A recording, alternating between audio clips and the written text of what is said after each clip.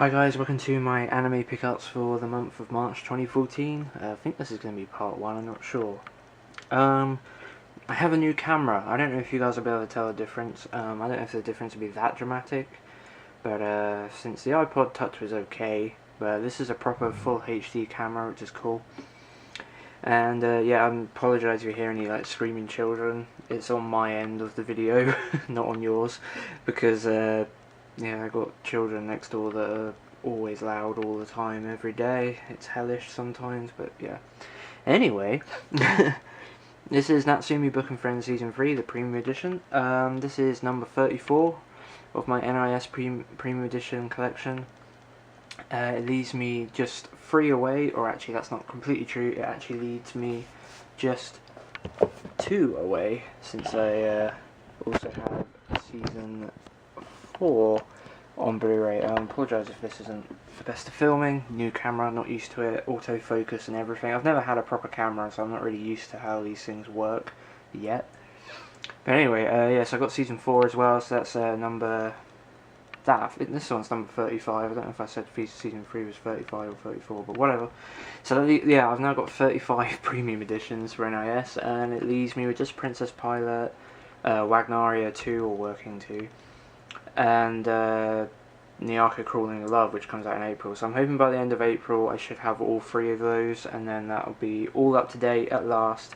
And I've made sure to start watching most of them. I'm going to be watching pretty much exclusively NIS stuff. So far as new shows I'm watching at the moment, those are the things I'm going to go through, because it's like I've amassed this collection, but I haven't watched all of them yet, so I need to really get around to doing that. There's still about 10 of them I haven't seen. So yeah, that's the 2 Natsumi Book and Friends pickups. Okay, the next thing I actually got this ages ago. It came probably late February actually, I just forgot to show it. But this is Space Adventure Cobra from Nozomi Entertainment. Can we get in a little bit closer maybe? Yeah. Space Adventure Cobra from Nozomi Entertainment. Really awesome TMS Entertainment 1980s action sci-fi series, like space opera type affair. In this amazing new art box that Nozomi are putting out for their shows. They're copying the Funimation idea, because obviously before they used to have a similar sized box, we would have, you know, fin pack cases in it, and you'd normally get a box like this for just one part of the series. But now, as you can see, they're doing, you know, a single keep case for part 1, and then you'll have part 2 will go next to it. But some really awesome, you know, airbrushed type designs, like very reminiscent of 80s and 90s like sci-fi fantasy artwork you used to get in those posters. You can still get stuff like that now, obviously, but that's kind of, you know, that's how it that's what it reminds me of. I don't know if this artwork is based around the original 80s series, or if it came about when the the recent series that came out in 2010. I wonder if the artwork was produced mainly for that, but still reminiscent of the original. But yeah, Space Adventure Cobra, looking forward to seeing that. That's the second thing, or third thing actually.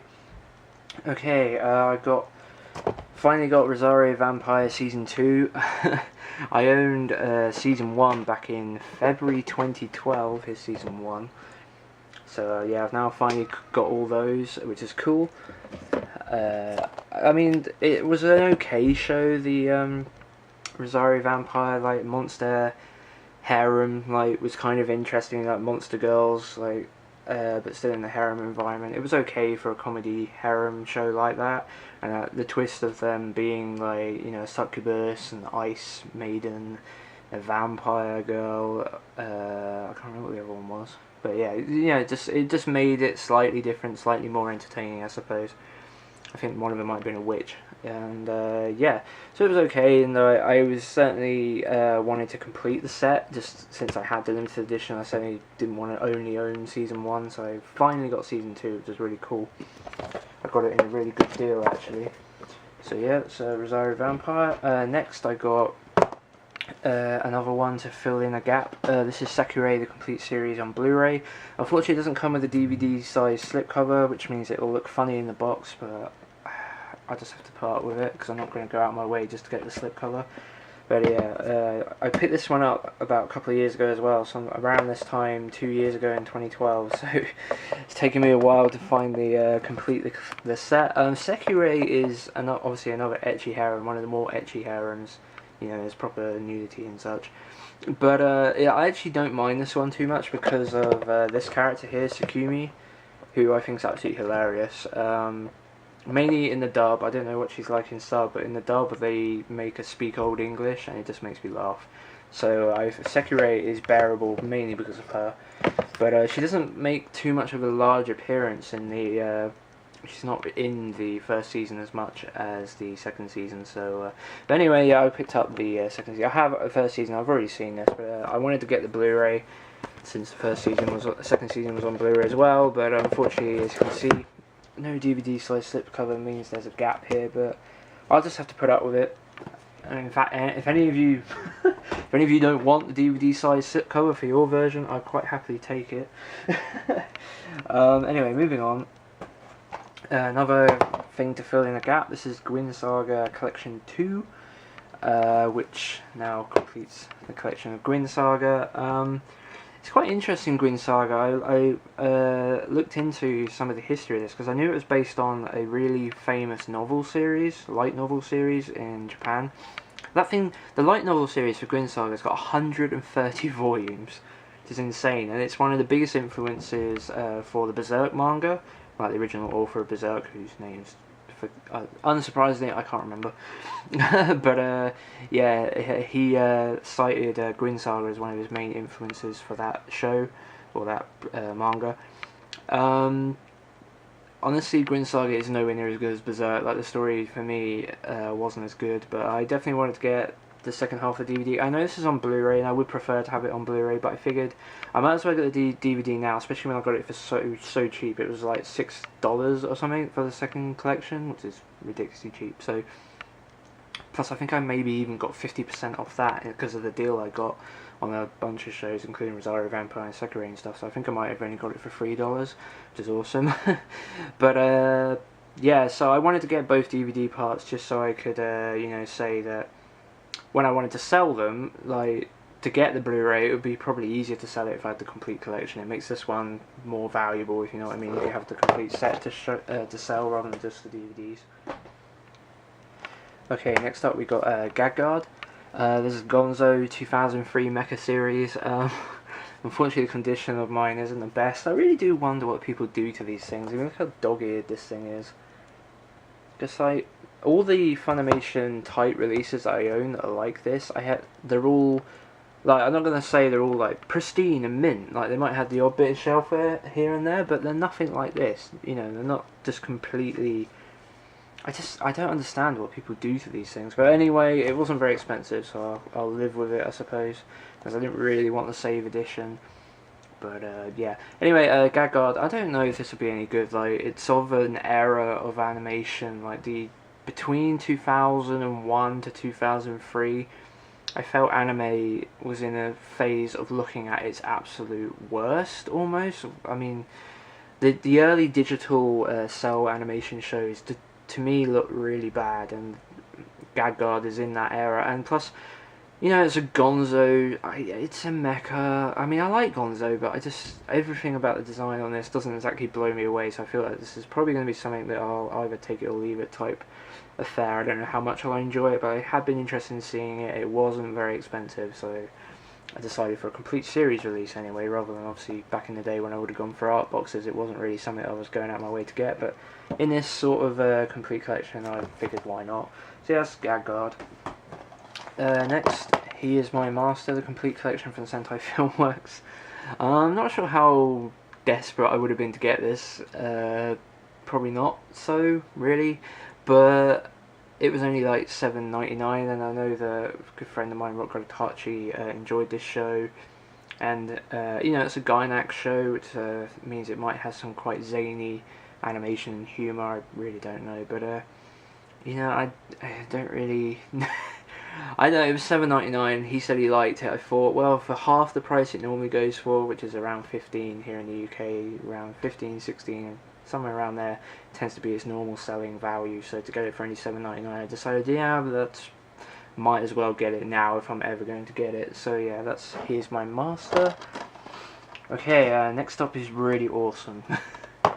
I picked up Angel Cop, the collection. This is a rare DVD now. This came out in 2001 from Manga Entertainment, but I love this. It is a completely over-the-top, gory OVA, and one of the things I like that manga did in the 90s, although I can definitely see how purists wouldn't, but in the 90s, Manga Entertainment wanted to advertise and like direct their anime releases towards adults. Like, this is an adult thing, like this isn't for kids. So they used to dub the shows full of swear words and foul language when in the original Japanese that really isn't there. And to me, it actually makes it more entertaining for these type of shows, because in the end they're not overly great. Like, Angel Cop is completely completely ridiculous. I mean, it really is. It's completely over the top and completely stupid. Incredibly offensive, you might say, to Americans. Like, the Americans are portrayed in this as like the absolute worst of the worst, which is interesting. Apparently it was dialed down through the dub. When I was looking it up, apparently, like in the original Japanese version, which is on here, like you got Japanese with English subtitles as well, but in the original Japanese version, the Americans were portrayed quite poorly in this. But yeah, you should definitely check this out for the dub. There's some hilarious dialogue in here. Like, there's just things like when, say, this main girl here, she like gets annoyed enough to shoot, where she'll, instead of just going like, oh fuck, she'll go like, oh fucking piss, and stuff like that. It's just so ridiculous and hilarious, and like the gore factor is like turned up to 11. It's yeah, it's a fun ride, and I appreciate Manga Entertainment doing these stupid dubs. They did it, obviously, I think they did the Mad Ball 34 one that Discotek put out. They did the original Black Magic M66 one, which is the episode with OVA, which is like Terminator. They did that as well, and I actually, Made in Japan released that, but they only released it subtitled, and I want the dub, because I watched that with the dub on the internet at one time, and it was fantastic. I loved the swearing in it. It just made it far more entertaining to me. So yeah, Angel Cop.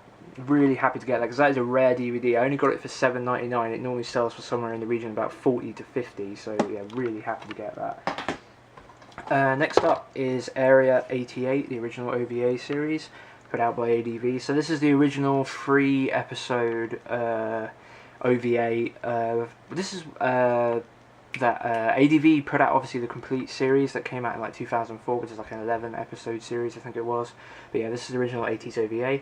I'm quite curious about this because the OVAs were released on, there's 3 of them, and they were released as 3 separate VHS tapes in the 90s, but for some reason this only has 2 discs, and it kind of advertises it as such on the back, 2 complete features on 2 discs. Now I've looked on the internet, and I've had conflicting information that says even though it's 2 features, it's just 2 features that have been recut. So you've got like the first OVA and half of the second one for the first feature, and then obviously the second half of the second one and the third OVA for the second feature. That's what I've heard. But I've also heard that no, they actually just didn't release the second OVA, or yeah, like they only released the first and the third OVA on this, which seems crazy to me. I can't see how that could be true. So I'm leaning towards that they recut it from the original VHS releases and the original actual release in Japan, and they just made 2 features. I don't know, like, if anyone actually knows out there exactly what went on with this release and why it only has advertised as 2 features when there's 3 episodes. I'd really like some sort of confirmation if you've seen this and know anything else about it, because yeah, I found that really curious, and I as of yet have yet to find an answer as to why.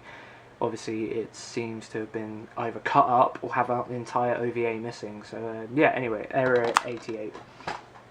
Another OVA, this is put out by Comics Wave. It's one of the many Comics Wave short OVAs that have been put out. This one was put out by Central Park Media, or US Manga Corp back in the day. This is Kakurembo Hide and Seek. This is an early CGI OVA, like it was, well, not too early I suppose, but it's done in CGI, like the whole thing, or like a blend of the two, I think. But it looks quite good, and I quite enjoyed it. It's based on like the idea that there's this abandoned town. If you go in there and play hide and seek, demons come and steal you away. That just so happens to occur to one of the kid's sisters, and they go back in to look for her, and then like obviously all these demons come out and stuff, and I won't say anything else, but it's really good, really interesting. Like, it's only like half an hour long, so it's quite short, but definitely always wanted to own this because I enjoyed watching it again online. And yeah, it's certainly worth seeing. Like, I don't know if you want to go out of your go out of your way to get the DVD or not, but it's worth seeing regardless if you have the time. Like, it's only half an hour, so go look it up because it was good fun. I enjoyed it. So that's Kakurembo. Right, next up, finally, at last, I have Monster Part 2, and not only do I finally at last have this disc, because it took freaking for ages to come. It came out in February, and it's nearly the end of March, and I finally do have it. I only got it a couple of days ago. But finally, I now own more than the original 15 episodes on DVD of Monster. This is the first time worldwide that the English adaptation of Monster has been released beyond the original 15 episodes. Obviously, that's all that Viz ever put out.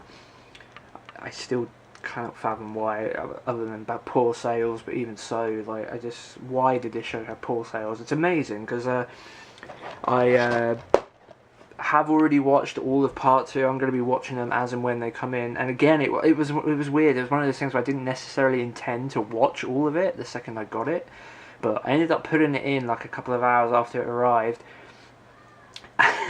And then it was the same thing. It was like, oh, I've just watched 12 episodes of Monster. Okay, just like, it's so addictive. It's one of the best shows, and I'm really beginning to fall in love with it even more than I did the first time. And like, currently it's in my top 10, but honestly, I think by the time I'm done rewatching it, it could well be in my top 5 or even top 3. I adore this show. It is so fantastically well written, dramatic. There's the thriller. It's intense. There's such an amazing web of of a story here. Like, there's just so many different branches going on, and it all, is all coming back together and rounding off into this fantastic story. It's so good. I mean, when you can have your lead, Tenma, just not be in the show for like 5 episodes, and I think it was even more of that. It was like 5 or 6 episodes. He just wasn't in it at all, and yet it was still just as engaging, just as interesting. It is absolutely amazing. If you guys haven't seen Monster, I'm going to say, like, quite obviously, I'm going to say, you should definitely blooming see this show. It is amazingly good. So yeah, that's Monster Part 2 I now have. And the crazy, it's so long too, which is awesome. Like, because like, it's 75 episodes, or 74, sorry, episodes long. And yet, I'm 30 episodes in, and I'm still just as engaged.